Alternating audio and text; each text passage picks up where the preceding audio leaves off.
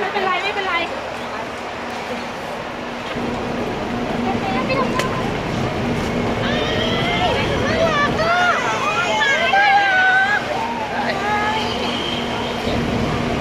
ชื่ออะไรอ่ะเอเจเจโอเคอุ้ย ครับ นมเปรี้ยวเปรี้ยวนะระวังน้องจะตกใจหมดวิ่งตรงไหนดีวะ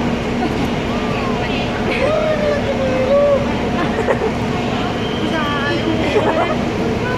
นี่ไงให้เขาถ่ายพี่เก๋อยู่ไหนอะ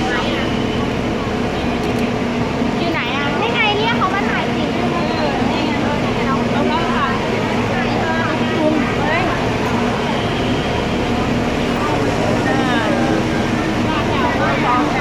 แล้ว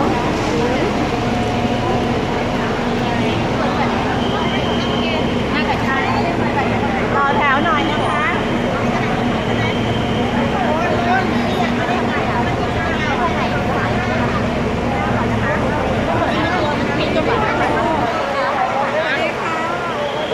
พี่ทำไมไม่เอาข้าวพี่ไปเอาพีชไปหยอดมันออกพี่พีชแผ่นมันออกบ้าง